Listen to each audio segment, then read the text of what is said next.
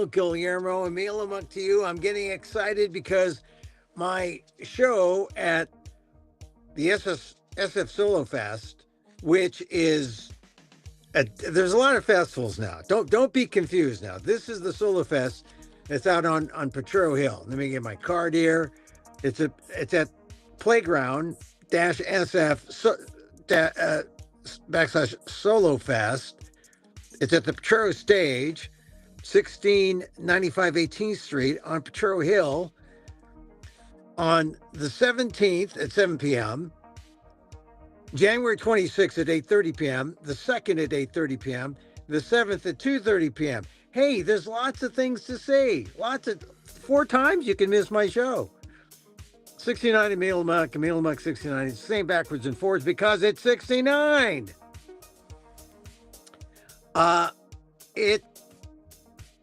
People liked it when I've done versions of the show, and of course, the great thing is you should see all 4 shows because it's free. I said free with donation. Go to Playground, playground-sf.org SoloFest and find out how they're free, and you can go here and get the QR code. See there, I'm modern. You can QR my face there. Can you do that? QR my face and go to the ticket page. It's free with donation, and you don't even have to be there in person. You can just stream it from wherever you are, Texas, Hollywood, New York, LA, wherever, Hawaii. Just come stream the show, right? And what is the show about, Emil? It's about the most important story of our time. It's about what's happening now in our democracy. I mean, I could do Hamlet. Hamlet was the king of Denmark, and they're in control of Greenland. And so maybe Hamlet has something to say about how they're going to defend Greenland, which means Donald Trump should just go in and take it, I guess, huh? But check it out. It's really, it's how I deal with the current crisis. It's a crisis, isn't it? I mean, we talked about constitutional crisis. No, we have a democracy crisis. We have a leadership crisis because everyone is deferring to a man who is essentially running the nation like a talk show. He's running the nation like I know this because I was a talk show host. I know how to run a nation like you want to see the phone lines lit up, and you'll say something like, oh, we're going to take over Greenland, and then the phone lines lit up, or we're going to have an insurrection, and the phone lines lit. I know, I was a talk show host. A journalist. Well, I was a journalist and then became talk show host. But this is how the country is being run now. And I talk about it on my show, Emil Amok 69 or 69 Emil Amok. I mean, like I said, same backwards and forwards. It's January 17th, this Saturday, 7 p.m. The 26th at 8:30, February 2nd at 8:30, and February 7th at 2:30 p.m. And I know you're saying, oh, come on, Emil, I'm a 49er fan. I gotta watch football. Okay, well, you can buy the live stream and then pick it up on demand later. That's an idea. You don't have to be there live with me. Although if you're live, you're close enough so I can actually expectorate on you. Is that a word? Can I expect? Would you like to be expectorated upon? Playground-SF/SoloFest at Potrero Stage, 1695, or is that 95? It's on 18th Street. Check it out and get your tickets here. QR code. It's a fun time. It is the story of our lives. I was thinking about that today. They mentioned the Insurrection Act for things that were happening last night in Minnesota. They fired upon, or someone fired upon an ICE agent, or an ICE agent fired upon. Who knows what happened? It's so chaotic right now. The fact is, there should be no guns. Everything should be peaceful. If you're demonstrating, be peaceful. If you're an ICE agent, be humane. Don't escalate things. But we're escalating things all the time. I I want to talk about just the finger guy. The finger, yesterday's finger, TJ Sabula, he's raised almost $1 million. And he's suspending it because he says, look, I'm getting the backing by the union. They're not firing me. And I think they're going to figure out how to start a foundation and use the money. But he's saying any more donations, keep them, use them in your communities. But the fact is, there are people who are willing to give money to the finger guy because that's how they feel. Because when the finger guy yells out, pedophile protector to the president of the United States, and the president of the United States gives the finger to an American citizen, that's not the way this country is supposed to work. And I saw that. I saw the White House's response when Caroline Leavitt, the press secretary, is out there today, and she was really just teeing off on anyone who has any kind of leftist sensibility. Is that a correct term? I'll get to that in a second. But the press conference was a long one, and one of the first questions was, does this administration believe that the reporter at the Washington Post or any reporter has a right to publish classified information under certain circumstances? It's not illegal to have the documents, and not even illegal to publish them, but it's the leaker, right? The leaker is the person who, will face the consequences. But the leaker is a patriot. The leaker makes the news real. News is not real unless you have stuff that is leaked upon you, because that's the news that no one wants to know, and that's the news the public needs to know. That is the news that's the most valuable, the news that the public needs to know. And they're saying that's wrong. Let's arrest. Oh, well, let's go raid the house of the reporter from the Washington Post, and they've arrested the leaker.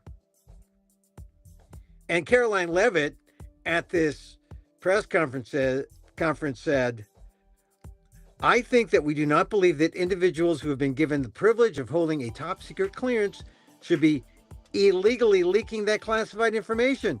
And I know that the American people agree with that. And I think that it's a basic tenet of journalistic integrity not to publish information that could directly endanger the operational security of the brave men and women who are serving the country in uniform.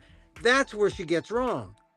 The leaker has a right because the people making decisions are the ones endangering the men and women in uniform. The public needs to know. That's how the press conference, when I picked it up, that's how it began. But you see, already, well, she's going to defend the administration. The leaker. We need news leaked upon. We need reporters leaked upon, because then you've got real news. Then you have information really worth talking about. That's the stuff of patriotism. Releasing information that people don't want the public to know. The public needs to know it. That's a basic tenet of journalism. Everything else is just advertising and PR, unfortunately. But that's how the news works. Okay, then a couple other questions came up, and Leavitt was really kind of nasty. And someone asked her about the coverage and the images that are being put out about the incidents last night in Minnesota. She says, if you look at some of the images out of Minneapolis last night, look at this vehicle. Look at what it says. It says F ICE. You have these individuals who are putting their middle finger proudly. So at the camera, another ICE individual vehicle that was vandalized last night by these left-wing agitators. People don't do this without encouragement from people in power who make them feel like it's okay.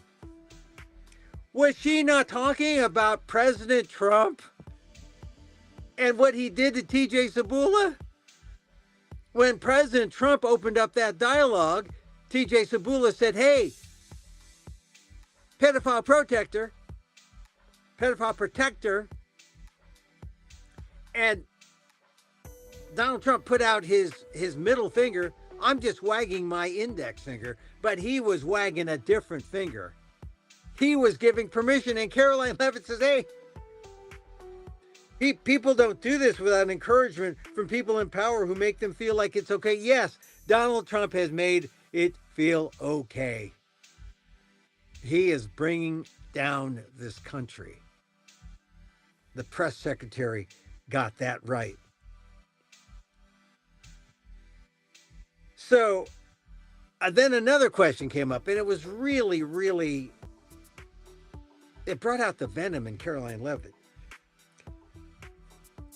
One of the guys asked a follow-up on one of my colleagues who asked you about the president's interview with lawyers. You said that he was joking about canceling the elections, but Americans for generations have thought you died for democracy, for this democracy. Are you saying that the president finds the idea of canceling elections funny? And boy, Caroline Leavitt let him have it. You know, you weren't in the room. You weren't. I was in the room. I heard the conversation, and only someone like you would take that so seriously and pose it as a question that way. Well, funny. He's asking a question. If the president said it was a joke, is that funny? All she had to do is say, no, it was a joke. That's what a press secretary would say. I know I was one. But a press secretary who is really a junior politician looking to, she's actually a failed politician. She ran for office, I believe, in New Hampshire and lost. Well, she was out there trying to get at the reporter. And that's not all. There was another guy. She said, the question was, why was Renee Good tragically killed? And she said, are you asking me my opinion because an ICE agent acted recklessly and killed? It was unjustified. Okay, so she attacked the reporter. Okay, so you're a biased reporter with a left-wing opinion. What do you want me to do? Yeah, because you're a left-wing hack. She used that word. You're not a reporter. You're passing in this room as a journalist. Oh, like all the other Fox guys and all the other, junior reporters from websites out there, right-wing websites, who send you softballs so you can hit it out of the park. She says, you and the people in the media have such biases, but fake, like you're a journalist. You shouldn't even be sitting in that seat.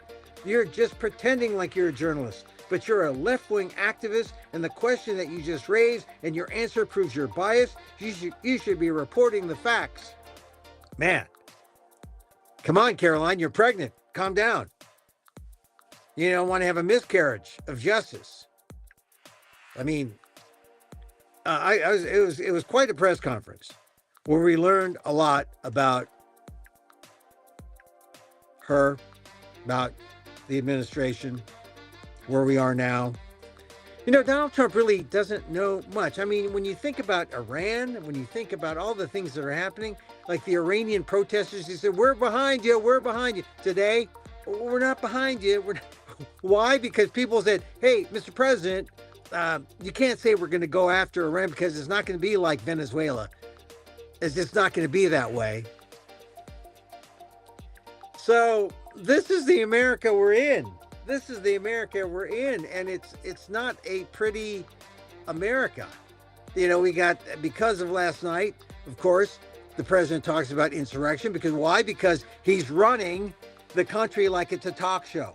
It's not a talk show. The country is the country. It's not even a company. If he's running it like a company, well,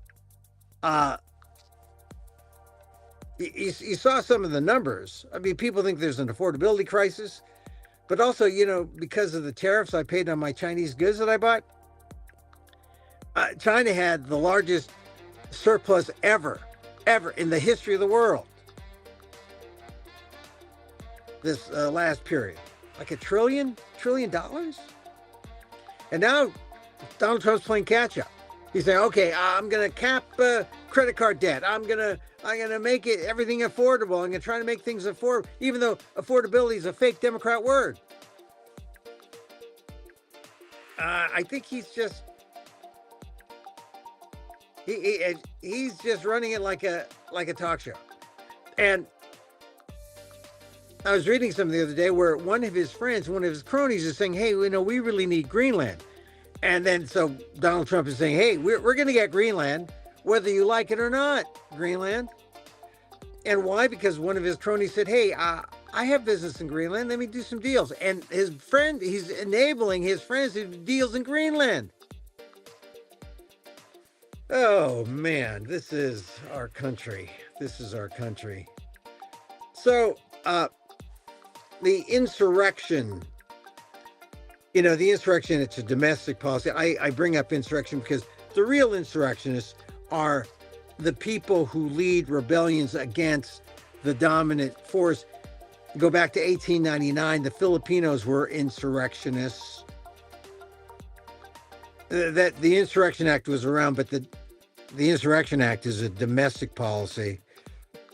The real insurrectionists in the Philippines were protesting the takeover of a sovereign nation by the United States, the Philippines. The Philippines stood up. They're the real insurrectionists, and they deserve to win, but they lost. But we get all this talk about insurrection now. And for what? I don't know. Because it shows the get tough guy getting tough.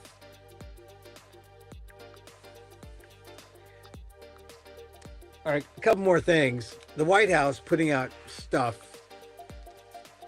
This actually is a real press release from the White House. Mass deportations are improving Americans' quality of life. That's what they say. Mass deportations. How does that work? And this is the lead. In just 1 year, Donald Trump's ironclad commitment to securing our border and enforcing our nation's laws is liberating Americans from the crushing burden of unchecked illegal immigration. And look, mass deportations equal lower housing costs. What? In 14 of the top 20 metro areas with the largest illegal migrant populations, home list prices declined year over year in December. You want to brag about that?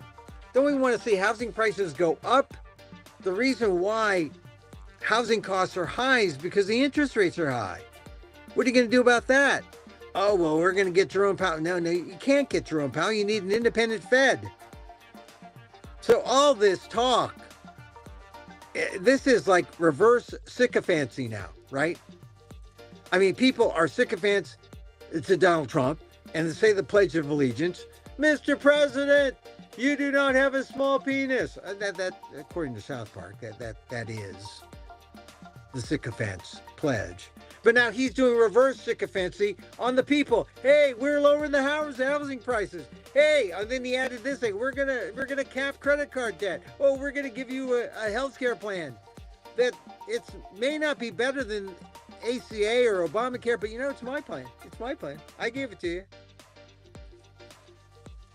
Anyway, it's really getting ridiculous what they're saying. And the thing about what they're saying is they want 100,000 deportations. They want 100,000 mass deportations. How are they going to get to that number without getting all of us brown people? I mean, it's true. Without getting all of us brown people, they got 45 million people from a foreign country living in the United States of various status. You get rid of all of them, and then you add everyone who's been naturalized. If you want to get to 100 million, you got to get 50 million somewhere. You get all those who are naturalized, make some kind of false claim, get rid of all them. And that includes people who, by the 14th Amendment, by the Constitution, by birthright citizenship, their parents might have green cards. They were born in America. They're citizens. Oh, just do away with all that. That's how you get to 100 million. That includes me. Hey, don't I sound wide enough?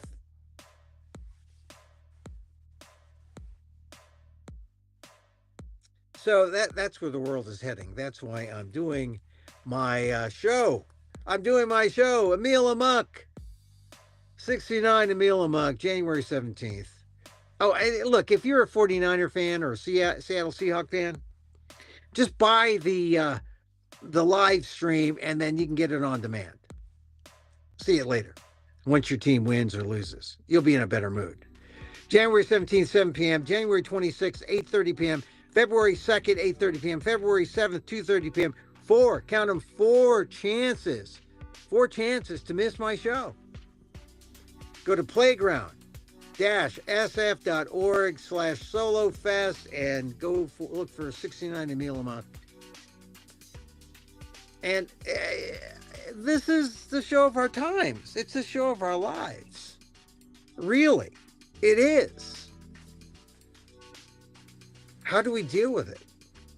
I'll share some ways. All good ways. All good ways. All good ways.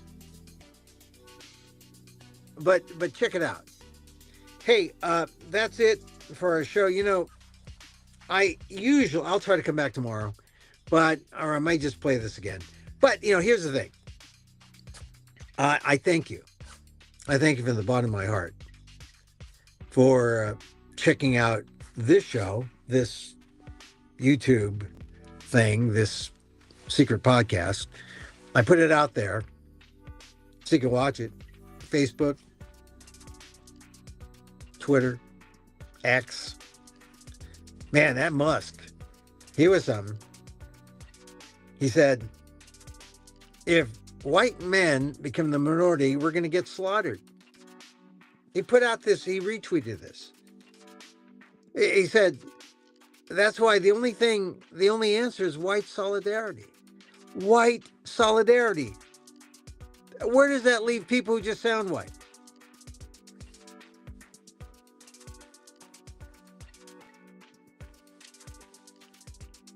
So check out the show, Emil Amok Stakeout. There's a QR code. Good, QR code. January 17th, 7 p.m. The 26th, 8:30 p.m. The 2nd, 8:30 p.m. The 7th at 2:30 p.m. Playground-SF/SoloFest. And, you know, here's the thing. I'm also going to be in New York on the 23rd through 25th. I'm going to go to New York. I'm going to New York because I'm in a staged reading of the Amanuensis. It's going to be at the, I believe it's the Firestone Gallery in New York City. Check it out. And that's on Thursday, Friday, Saturday of next week. Check my amok.com website. I'll put an update there. But I believe it's going to be in the evening, Thursday, Friday, Saturday, Firestone Gallery. Should be fun. All right. Loving kindness. I was watching, I guess it was Anderson Cooper, right? He talked about these Buddhist monks who are on a journey. He mentioned loving kindness. And I like to close with loving kindness because I've got some gurus that I revere. They've helped me. And so, as I wish for me, I wish for you. May you be safe. May you be happy. May you be healthy. And may you live with ease. Emil Guillermo here. Hey, till next time. Mahal.